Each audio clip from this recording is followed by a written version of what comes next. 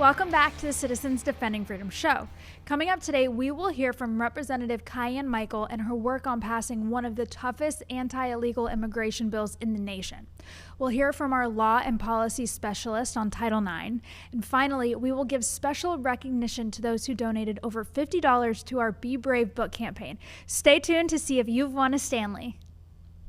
Up first, we recently talked to Duval County Citizens Executive Director Kathleen Murray, who spoke about a Florida representative who is moving the needle on anti-illegal immigration reform legislation. We had the honor of sitting down with that representative, Kiyan Michael. Here is her touching story.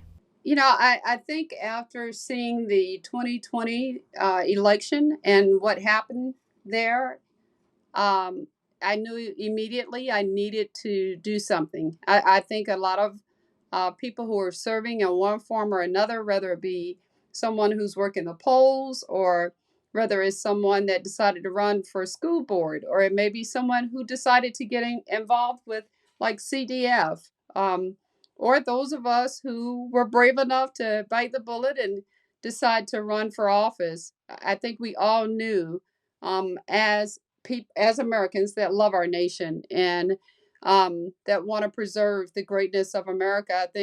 I think all of us, in some kind of way, if we are freedom fighters, we felt the need to do something, and this was my something. This to run for office, and I knew once Biden said that he was going to open the borders, I knew that he was going to do exactly what he said he was going to do, and I knew it would be disastrous for our nation, for our state, for us as Americans who are used to freedom, and for our families. And that is what prompted me to run for office. And of course, um, it is nothing that inspired me more than just losing our son Brandon to the onslaught of illegal immigration and open borders. Our son Brandon, 21 years old, was killed by a twice deported illegal that crossed our borders twice. I mean, that's what it means, and defied our laws. And regardless of what our laws said, and he knew that he was here illegally, he decided to just keep coming back, and it led to the killing of our son. Our son was on his lunch break, just going to cash his paycheck, and driving along in his car, and here's someone who shouldn't have been here that ran into him. He didn't know our laws, couldn't read our street signs, didn't know that he wasn't able to, or it was not legal to make a U-turn. He plowed into Brandon, and he caused Brandon's car to flip several times, and it killed him. And it's just devastating when you're a family and your children, you raise your children to be great people, to be God-fearing,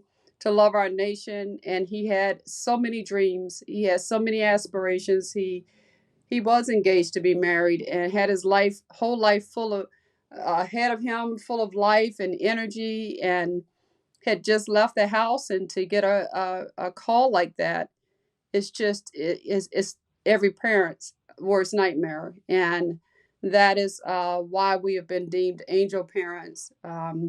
And unfortunately, I didn't realize how often this happens, how often American families are impacted because of our country's inability or unwillingness in a lot of aspect of securing our borders until it happened to us. And then I found out, wow, this happens quite often, and quite often the victims are young people. Quite often it is car wrecks. We're now seeing fentanyl being on the rise and being the number one reason that Americans are killed.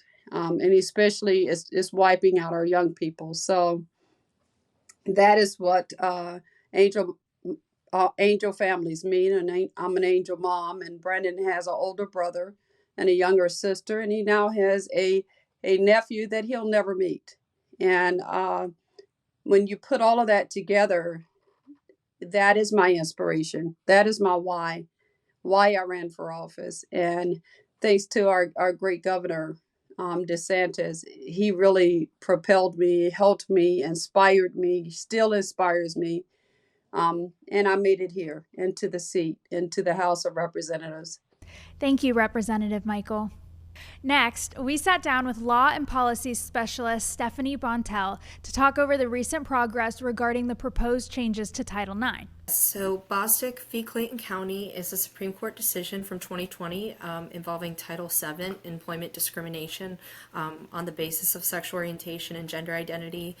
The individuals involved in this case alleged that their termination was because of these qualities, which the Supreme Court considered in reaching their holding that under Title VII of the Civil Rights Act of 1964, that this because of reasoning existed to protect individuals of the opposite sex in the workplace and would also apply to those alleging discrimination on the basis of sexual orientation and gender identity.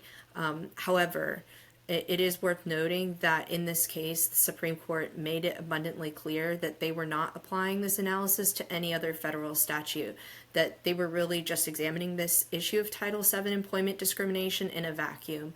And if you go back and actually read the majority opinion authored by Justice Neil Gorsuch, you'll find that the court addressed the respondents' concerns that their decision would, to use the language of the court, sweep beyond Title VII to implicate other federal or state laws, which would inherently exclude Title IX, and that the court definitively stated that they would not prejudge any question beyond that in their analysis. So despite the fact that Bostic has been cited to justify this lawless sweeping expansion of federal authority, including Title IX, that's not actually supported by the Supreme Court opinion itself, nor is it consistent with the procedures of administrative law that requires a statute in consideration to be interpreted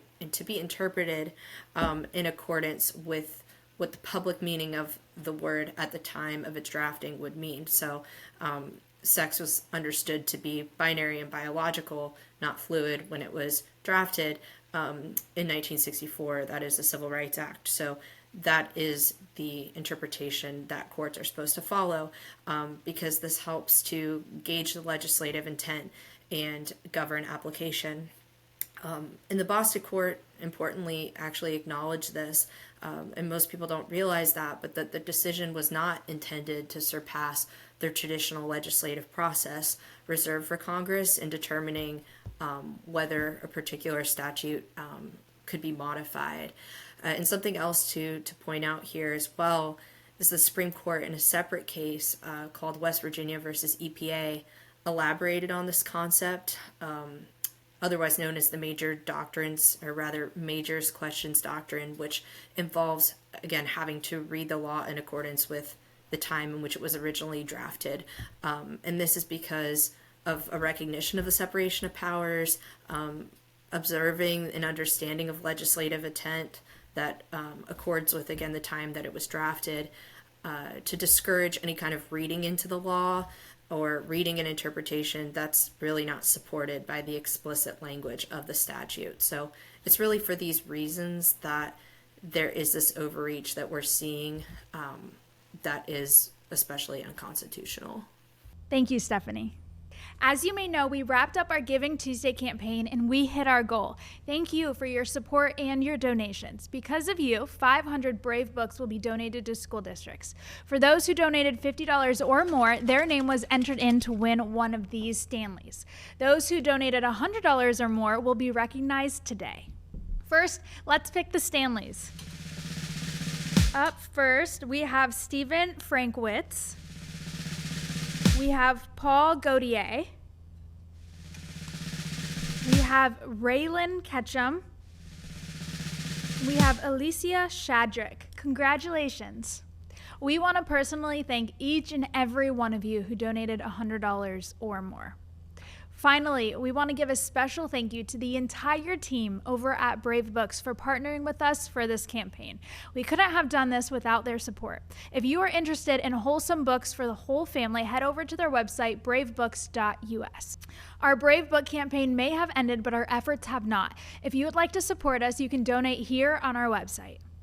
Before we go, we want to leave you with our inspirational Bible verse of the week. This week's verse is 1 Peter 4:10. God has given each of you a gift from his great variety of spiritual gifts. Use them well to serve one another. As you can see, Citizens Defending Freedom is doing important work. Help us today in our fight to protect children and push back against radical ideologies. Please visit citizensdefendingfreedom.com where you can learn more about our organization and generously contribute to our cause. Have a great day and make sure to like us on social media and tell your friends about the great things we're doing. God bless.